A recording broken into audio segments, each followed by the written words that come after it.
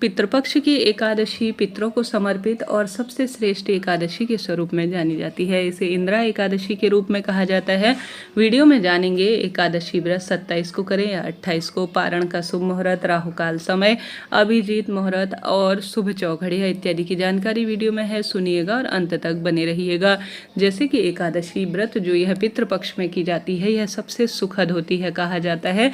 अगर कोई व्यक्ति इस दिन उपवास करता है, दान पुण्य पूजा पितरों के निमित्त कोई श्रेष्ठ कार्य करता है तो इसका फल पितरों को मिलता है। हालांकि मैंने इससे पहले वीडियो प्रसारित की है जिसमें मैंने बताया है कि कैसे यह जो है कार्य किया जाता है, कैसे अपने पितरों को एकादशी समर्पित की जाती है। कृपया उस वीडियो को देखिए। जैसे कि कथा में भी वर्णित है, राजा अपने पूर्वजों को तारण करने के लिए, उन्हें अधोगति से मुक्त करवाने के लिए यह व्रत का प्रण लेता है देव ऋषि नारद के कहने पर। आपने वह कथा नहीं सुनी है तो कृपया जरूर से सुनिएगा। सबसे पहले जानते हैं एकादशी व्रत आपको कब करना है। 28 सितंबर दिन शनिवार के दिन उदयाकालीन और एकादशी तिथि को करने के जो नियम कहे गए हैं उसके आधार पर 28 सितंबर दिन शनिवार के दिन एकादशी व्रत किया जाएगा। अब एकादशी व्रत करेंगे तो आपको पारण का समय अर्थात व्रत खोलने का समय भी जरूर से ज्ञात होना चाहिए। 29 सितंबर 2024 सुबह 6:12 से 8:35 के आसपास अपने व्रत को खोल लेना है। आप सभी को 3 दिवसीय व्रतों के नियम के रूप में, हालांकि व्रत तो एक ही दिन होता है परंतु दशमी, एकादशी और द्वादशी इन 3 दिनों में एकादशी व्रत के नियम चलते हैं। एकादशी व्रतों में सबसे श्रेष्ठ तिथि कही गई है। एकादशी व्रत प्रत्येक व्यक्ति को जीवन में धारण करना चाहिए कहा जाता है। धर्म अर्थ काम मोक्ष की प्राप्ति होती है, पितरों का तारण होता है और जीवन में जो विपत्ति चल रही है, जो मन विचलित रहता है, कष्ट संकट पीड़ा रहती है, उसका निदान निश्चित रूप से हो जाता है। अपने आप में बहुत सुंदर यह दिन है। शनिवार की तिथि होने के कारण आपको कोशिश करनी है आप पीपल वृक्ष की जड़ में कच्चा दूध, काले तिल, सफेद पुष्प और गंगा जल मिश्रित जल जरूर से कराएं, पितृ समर्पित करें और पितरों का स्मरण इस कार्य को करते हुए जरूर से आप ध्यान करें। संभव हो तो दक्षिण दिशा की ओर अपना मुख करें, फिर दीपक लगाएं। दीपक में भी थोड़ा काले तिल डालें ताकि शनि राहु संबंधी परेशानियों से मुक्ति मिले।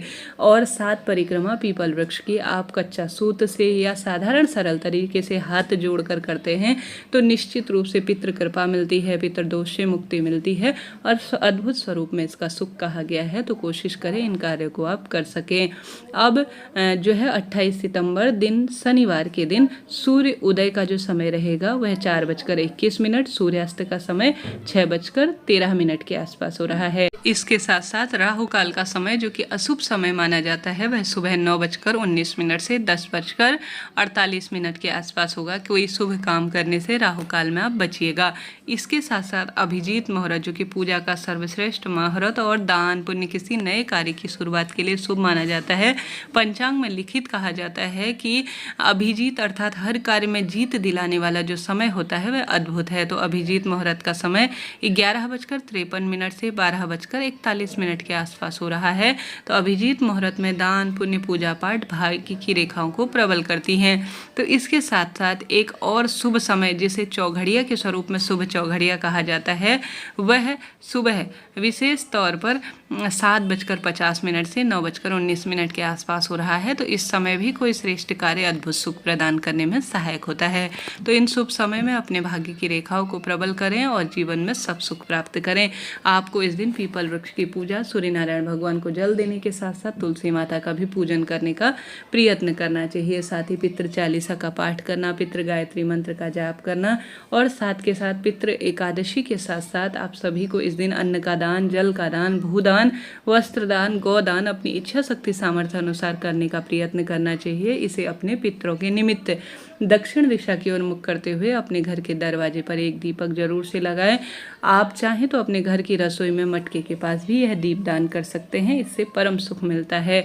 साथ के साथ शिवलिंग पर आपको काले तिल, कच्चा दूध, गंगा जल और कुछ सफ़ेद पुष्प जो जल का लोटा है उसमें आपको मिलाकर अपने पितृदेवताओं का स्मरण करते हुए ओम श्री पितृदेवाय नमो नमः कहते हुए शिवलिंग पर समर्पित कर देना चाहिए। कच्चा दूध, सफ़ेद जो फूल होता है है कच्चा दूध गौ माता का हो तो अति उत्तम है। काले तिल और जौ भी बहुत राहु से संबंध रखते हैं, सुखद होते हैं। साथ के साथ गंगा जल, यह सभी चीज़ें राहु शनि और पितृ से संबंध रखती हैं, आपको शिवलिंग पर समर्पित करना चाहिए। इससे पितृ देवताओं की तो कृपा मिलती ही है, चंद्रमा की कुंडली में स्थिति मजबूत होती है और शनि देवता भी प्रसन्न होते हैं। यह कार्य आपको करने का प्रयत्न करना चाहिए। भूलकर भी शनिवारी एकादशी के दिन लोहा इत्यादि की वस्तु ना खरीदें। जितना संभव हो उड़द की दाल, सरसों का तेल, काले वस्त्र, काली चीज़ों का दान आपको करना चाहिए। आशा है, उम्मीद है वीडियो आपके लिए उचित रहा होगा।